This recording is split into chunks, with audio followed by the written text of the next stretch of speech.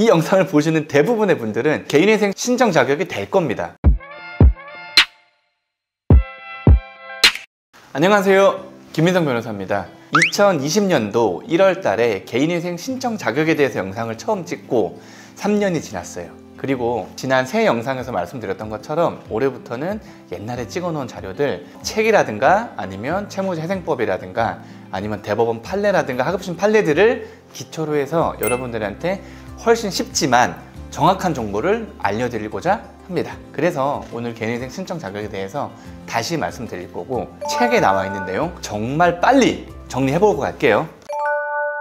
책에는 여러 가지가 나오는데 그냥 참고만 하세요. 제가 앞으로 여러분들께 소개시켜드릴 책은 옛날부터 자주 나왔던 책이에요. 이 개인회생과 파산의 실무라는 책이고, 도산법 관련한 업무를 보시는 분들은, 변호사님들은 대부분 갖고 계실 거예요. 저도 엄청 참고를 하고 있고, 개인회생 절차의 신청 자격입니다. 개인 채무자여야 돼요. 법인 채무는 법인회생 파산 가라는 거예요. 급여소득자, 영업소득자여야 돼요.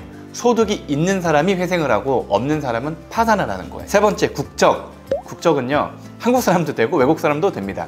그 빚이 한국에서 생긴 빚이라면. 네 번째, 채무액의 한도. 요거는 10억, 15억 요것만 알고 계시되 사실은 이 채무액을 넘어가시는 분들은 거의 없어요. 그리고 있으신 분들은 저희한테 알려주시면 저희가 얼마든지 판단해 드릴게요. 자격이 있는지 없는지. 담보는 15억, 무담보는 10억 이렇게 해요. 다섯 번째, 파산 절차에 면책 불허가 사유가 있는 경우. 파산은 좀 까다로워요. 왜냐? 안 갚겠다는 거잖아요. 그래서 주식, 도박, 코인, 사행성 뭐 이런 것들은 파산 절차에서 비면책 사유예요. 그런데 회생은 그러지 않습니다. 갚겠다는 거잖아요. 이 빚을 뭐 썼다고 해도 갚겠다는 거니까 이거는 회생의 면책 불허가 사유는 아니에요. 상관없다는 거예요. 여섯 번째, 다른 채무 조정 절차를 밟을 때 신청 자격 존부. 이게 뭐냐면 회생, 파산, 워크아웃, 기타 뭐 이런저런 그 채무 조정 절차들이 있잖아요. 회생을 하면 이 절차들은 다 정리가 되고요, 중지가 되고 회생으로 처리가 가능하다는 거예요. 그러면 이 책에 나와 있는 이런 것들 다 정리해 드렸고, 실무적으로 여러분들이 내가 회생 신청 자격이 있는지 없는지 알아보는 방법들을 되게 쉽게 설명해 드릴게요. 책에는 내용이 많지만 빚, 소득, 재산 요것만 확인하시면 돼요. 일단 세 가지만 보시면 돼요. 빚, 소득, 그 다음에 재산, 이렇게 세 개예요. 이 빚이 얼마인지는 중요하지 않습니다. 왜냐면 내가 갚을 수 있는 빚만 갚고요, 못 갚는 빚은 없애버릴 거거든요. 중요한 건 빚이 왜 생겼는지, 그 빚을 어디다 썼는지, 그게 중요해요. 어디다 썼느냐, 뭐 친구 줬다, 잃어버렸다, 뭐 이러신 분들이 있어요. 그런 것들 중요하고 나중에 보정서를 통해서 소명을 다 하셔야 돼요. 내가 왜 빌렸고 어디다 썼는지. 그 다음에 소득. 소득은 어떠한 소득이든 상관없습니다. 근로소득도 있고요, 그 다음에 영업소득, 자영업자도 있겠죠. 다만 이 소득이 꾸준해야 되는 거예요. 예를 들어 회사를 한 2달 다니고 그만뒀어. 옛날에 소득이 있었어. 될까요? 안 되죠. 지금 소득이 없잖아요. 장사한 지 2개월밖에 안 됐어. 2개월밖에 안 돼가지고 완전 망했어. 그리고 맨날 적자야. 회생이 될까요?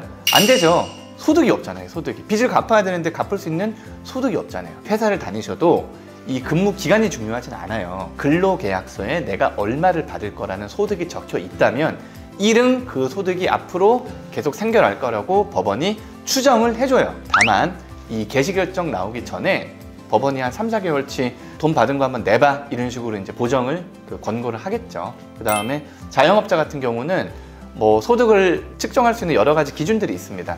그 기준들 뭐 부가가치대표증명원이나 아니면은 소득 뭐 신고 금액 뭐 어쩌고저쩌고 뭐 이런 것들이 있어요. 그런 것들 다 내셔야 되는 거고, 그 다음에 법원이 제일 좋아하는 게 최근 6개월에 월급 얼마 받았냐, 최근 6개월에 얼마 장사해서 벌었냐, 요거 되게 중요하게 생각해요. 자세한 것들은 소득이 정말 중요한 거기 때문에 다른 영상 찍어 올려드릴게요. 재산. 재산은 집, 땅, 차, 예금, 적금, 보험, 청약, 보증금, 채권 뭐 이런 것들, 이거에서 벗어나는 건 없는 것 같아요. 이런 모든 것들에 대해서 여러분이 얼마의 재산을 갖고 있는지가 되게 중요해요. 나중에 이걸 청산가치라고 얘기를 하는데, 이 청산가치가 여러분들이 내는 총 변제금의 미니멈, 최저 금액이 되는 거예요. 쉽게 얘기해 볼게요. 내가 현금 2억을 갖고 있는데 빚이 1억이 있는 거야. 회생시켜줘야 돼요? 안 되죠. 내 2억 가지고 1억 갚으면 되잖아요. 좀 과장되게 얘기하면 100억을 가진 자산가가 10억을 못 갚아서 회생을 한다? 말이 안 되는 거죠. 그럼 반대로 한번 볼게요. 내가 재산이 10억이 있는데 빚이 100억이 있어. 시켜줘야 돼요? 뭐 시켜줄 수도 있겠죠. 빚이 훨씬 많으니까. 다만 네 재산 이상만큼은 무조건 갚아야죠. 왜?